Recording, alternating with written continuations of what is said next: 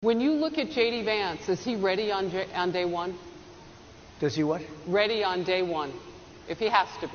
I've always had great respect for him, and for the other candidates too. But I will say this, and I think this is well documented. Historically, the vice president, in terms of the election, does not have any impact. I mean, virtually no impact.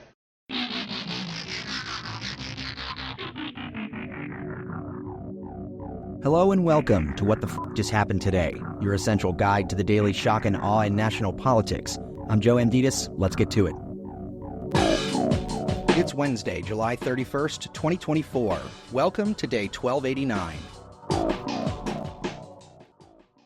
Donald Trump questioned Kamala Harris's racial identity at the National Association of Black Journalists conference, falsely suggesting that Harris had misled voters about her race. She was always of Indian heritage, and she was only promoting Indian heritage. I didn't know she was black until a number of years ago when she happened to turn black, and now she wants to be known as black.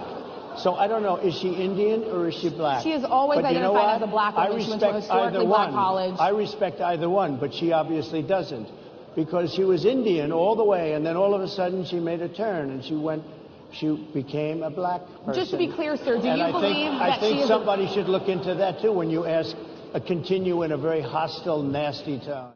Harris is the daughter of a Jamaican father and an Indian mother, both immigrants to the United States. Trump also frequently mispronounced Harris's first name, and he berated the black reporter who asked him about his past racist rhetoric, including his insults toward black prosecutors, repeated false claims that Obama was born in Africa, and his racist calls for 4 congresswomen of color to go back to where they came from. People did not think it was appropriate for you to be here today. You have pushed false claims about some of your rivals, from Nikki Haley to former President Barack Obama, saying that they were not born in the United States, which is not true. You have told 4 congresswomen of color who were American citizens to go back to where they came from. You have used words like animal and rabid to describe black district attorneys. You've attacked black journalists, calling them a loser, saying the questions that they ask are, quote, stupid and racist. You've had dinner with a white supremacist at your Mar-a-Lago resort. So my question, sir, now that you are asking black supporters to vote for you, why should black voters trust you after you have used language like that? Well, first of all, I don't think I've ever been asked a question in such a horrible manner, a first question. You don't even say, hello, how are you? Are you with ABC? Because I think they're a fake news network, a terrible network. And I think it's disgraceful that I came here in good spirit. I love the black population of this country. I've done so much for the black population of this country, including employment, including opportunity zones with Senator Tim Scott of South Carolina, which is one of the greatest programs ever for black workers and black entrepreneurs. I've done so much, and and I say this, historically black colleges and universities were out of money. They were stone cold broke, and I saved them, and I gave them long-term financing, and nobody else was doing it. I think it's a very rude introduction. I don't know exactly why you would do something like that. And let me go a step further. I was invited here, and I was told my opponent, whether it was Biden or Kamala, I was told my opponent was going to be here. It turned out my opponent isn't here. You invited me under false pretense. And then you said, you can't do it with Zoom. Well, where's Zoom? She's going to do it with Zoom, and she's not coming. And then you were half an hour late. Just so we understand, I have too much respect for you to be late. They couldn't get their equipment working, or something was wrong. Mr. President, I would love if you can answer the question on your rhetoric and why you believe that black voters should trust you with another 4 years. I have been the best president for the black population since Abraham Lincoln. The Harris campaign said the hostility Donald Trump showed on stage today is the same hostility he has shown throughout his life, throughout his term in office, and throughout his campaign for president. Adding, Trump lobbed personal attacks and insults at black journalists the same way he did throughout his presidency. The campaign continued, saying, Trump has already proven he cannot unite America, so he attempts to divide us. Today's tirade is simply a taste of the chaos and division that has been a hallmark of Trump's MAGA rallies this entire campaign. White House Press Secretary Karine Jean-Pierre added that Trump's comments were repulsive, insulting, and said that no one has any right to tell someone who they are.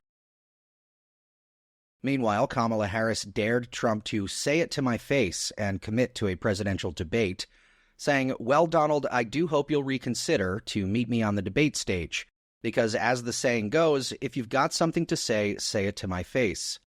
Trump has wavered on whether or not he will participate in a September 10th debate hosted by ABC News. While he had agreed to the debate when Biden was the likely nominee, he has since backtracked, saying that he probably will debate her, but that he can also make a case for not doing it. Moving on, the Trump campaign forced the architect of the Heritage Foundation's Project 2025 to resign. The move comes after public criticism from Democrats, as well as Trump, over the conservative manifesto to radically reshape the federal government during a second Trump administration. Trump's campaign manager reportedly put the screws to Paul Dans in an effort to force him out and shut down the Heritage Foundation's work on the playbook. Dans' departure, however, does not mean the project is shutting down. Kevin Roberts, president of the Heritage Foundation, said, "Our collective efforts to build a personnel apparatus for policymakers of all levels, federal, state, and local, will continue." Trump had repeatedly disavowed the program created by many of his allies and former aides, which is aimed at overhauling the federal government by replacing many civil service workers with Trump loyalists and implementing socially conservative policies. J.D. Vance also wrote the foreword for an upcoming book about Project 2025, written by Roberts. Still, the Trump team said reports of Project 2025's demise would be greatly welcomed and should serve as notice to anyone or any group trying to misrepresent their influence with President Trump and his campaign. It will not end well for you. And finally, the Federal Reserve once again held interest rates steady, but suggested that a rate cut could come as soon as September. Fed Chair Jerome Powell said the question will be whether the totality of the data, the evolving outlook, and the balance of risks are consistent with rising confidence on inflation and maintaining a solid labor market. He added, if that test is met, a reduction in our policy rate could be on the table as soon as the next meeting in September. Powell's comments followed a Federal Open Market Committee decision to leave the federal funds rate in a range of 5.25% to 5.5%. That rate is the highest in 23 years and has been in place for the past year after 11 increases aimed at bringing down inflation, which surged to a 4-decade high in 2022. That's all for now. You can find the links and sources for all of these stories on the main website. And as always, visit whatthefjusthappenedtoday.com for the latest news and headlines. Until next time, I'm Joe Amditis.